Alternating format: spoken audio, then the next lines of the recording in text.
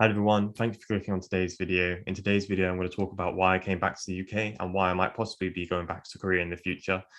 So yeah, I will try and include all the topics and everything I want to say in one video and make it as concise as possible. I first went out to Korea and signed up for language classes. And the reason I did this was because I wanted to experience what living in Korea is like, but not necessarily what university classes are going to be. So I didn't have to commit to university, but I could also live in Korea while doing some classes. So I can get a kind of taste for what the university life might be and what it will be like to live on my own in Korea and stuff. So this was the first time in my life. I graduated from school and then I just went straight to Korea on my own on the day after my birthday. So it was the first time in my life that I ever lived alone, and the first time that I sort of became mature and got some sort of independence from it. Everything is obviously hard when you first move to another country. That's just obvious. And same for living on your own.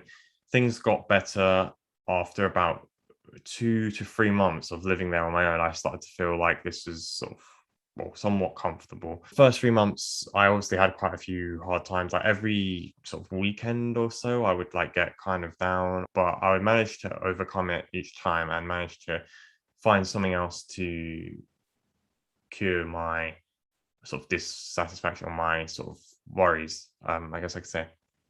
So that would be like, I don't know, meeting a friend or starting skateboarding or going to a different part of town or whatever I needed to calm myself down. I was able to do it, and I just about made it through. So I did the first 3 months and I got through the first term of the course, so the language classes. And I got placed in level 5. Level 6 is the best. So I got placed in level 5. So the way the school works is obviously there's reading, speaking, listening, and writing. So the 4 subjects for language learning, and you have to take an exam in each of those areas.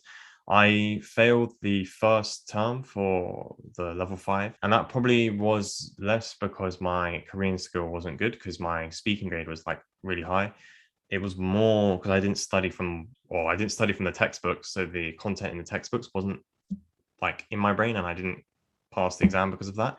So after those first 3 months, I had to retake the exact same course that I'd been doing, just with different people and different classmates. So all my other previous friends that I made in that first time had all moved on, either to go to the next level or to start something else in Korea, whatever they're doing. But I had to stay behind and redo the same level that I just done. That wasn't particularly good for my motivation, I would say that. So classroom learning is particularly something that I don't like with language learning anyway. And like I said before, the reason I did the classes was not to take the classes, was to experience living in Korea, which could only do if I took the classes, because you have to have a reason, your visa to be valid. You need a reason. So I did that, and then yeah, from the second term, that's when things started to go kind of a little bit south for me. I started to notice that my sort of habits, my sleeping habits, my eating habits, and everything sort of kind of went out the window. Not that they were like perfect before or anything, but I generally wasn't sleeping very well. And I'd also moved into a different house as well. And so because of this, my habits, my sort of mental energy was being used up quite a lot, especially because I was redoing the same topic, which is, you can imagine, is not particularly fun or interesting. So my motivation for Korean itself was getting lowered. So this then led me to kind of have thoughts like start blaming everything on Korea, like I would just be like, oh, it's because I'm in Korea, that's why I can't do this. Or, oh, it's because my Korean's too bad, that's why I can't do this. If you live in Korea, you might realize that, if you go outside, you get stared at by almost everyone on the street, and that is just a normal thing. You just have to put up with that. If you live in Korea as a foreigner, that's just the thing you're going to experience. It maybe perhaps didn't bother me too much because I expected it, but for whatever reason, after I started getting into sort of bad habits, that really started to bother me as well.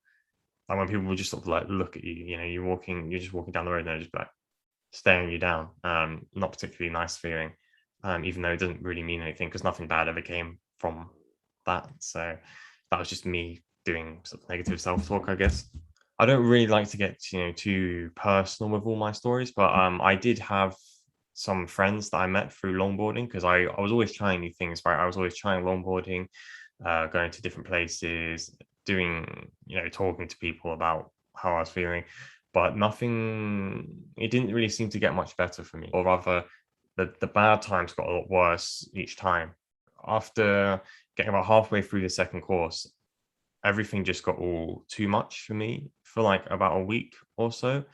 And perhaps, some people might say I called quits too early, but for that week, I just decided the best thing to do would be for me to go home because one, I didn't think I was going to pass this next level of course anyway. So if I didn't pass this next level, then I would have to go back home regardless. Yeah, I don't know if I see. I can't really say I regret the decision because it was the right decision for me to make at the time because I was just really in an awful place. And now that I've come back, I feel like I still don't really feel an awful lot better here. Like coming back hasn't really changed the way I'm feeling. So the only real alternative solution for me now is to, get some help, like work on my mental health. Since I've come back, I feel like I haven't really gotten much better at improving my sort of mental health or my sort of general habits that were making me feel really down. I was independent during my time in Korea, but it's like the most of these problems I think were stemming from myself and not necessarily because I was in Korea. But at the time, I thought it was because of this whole Korean thing, because it was a big change in my life. Gonna try and just work on my mental health these days.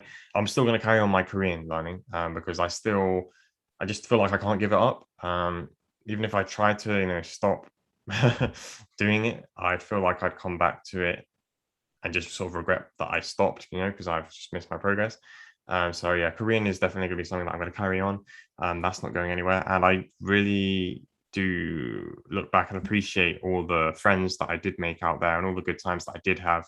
Are definitely things that I still think about today because it wasn't all bad times, guys. It was okay. It was just me perhaps acting too quickly, perhaps giving in too easily. Regardless, I've stopped the language course and now I'm back here in the UK without really much going on for the next few months.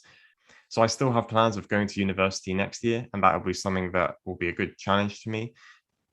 Of course, before I go, I need to be in the best state of mind and to really convince myself that this is what I want because I'm still feeling rather lost right now. I'm not sure because I feel like, well, I'm gonna have to go to university at some point anyway. That's just kind of the way the world works now. If you want to get a relatively decent paying job, you more or less need to go to university nowadays. And I feel like going to the university in the UK would be a bit of a waste considering I speak Korean. Being able to use my Korean or rather being able to learn in Korean will be useful to my Korean learning and just to my life in general, I believe. So that is what I've decided to aim for the next few months. So I'm going to just be working on myself and preparing myself to go back March. That might not be the case. Obviously, I'm going to let you guys know. But yeah, that is the goal for now. I'm sorry that this video was overly negative. I'm not trying to paint like a bad image of Korea. There will be people who go and really enjoy their time. And that's not to say that I didn't enjoy any of my time there at all. It's just the life situation that I was put in under COVID, living on my own and general not living particularly healthily made me make the decision that I have. So that's what I wanted to share. And it's not a criticism. Like, if anyone watching this video wants to go to Korea, I'm not going to stop you and I'm not going to put you down. I think it's a very good choice to make, go and live it. Why not? You have a limited life. You need to explore these things. I would just say one word of advice is to make sure you are really healthy. Make sure you are looking after yourself, especially if it's the first time you're being independent, like it was for me. It's something you need to really consider before you go. Otherwise, you might decide you want to come back like I did. So yeah, just bear that in mind, guys. I think I've covered everything I wanted to talk about. I just wanted to let off some steam in this video and just release my sort of opinion because, I don't want to be texting everybody the same thing every time. I just want to show them in one video instead of dragging it out any longer. Yeah, I'm just going to be working on myself for now and could possibly be going back in the near future because I still think it's something is going to be valuable to me. It'd be a big opportunity to miss. So yeah, that is where I'm at with it all right now. Thank you very much for watching this video so far. If anyone has any questions for me in the comments, please just let me know. I will try my best to answer and give as my full detailed opinion and story. I tried to keep this video kind of not too deep and not too personal. It may still seem a little bit unclear why I'm in the UK, but hopefully you can understand that I was just having not the best time and it didn't go the way I wanted it to. But that doesn't mean I'm giving up, and that doesn't mean I won't go back in the future. So yeah, that is all I have to say. Thank you very much for watching this video, and I'll see you in the next one. Bye bye.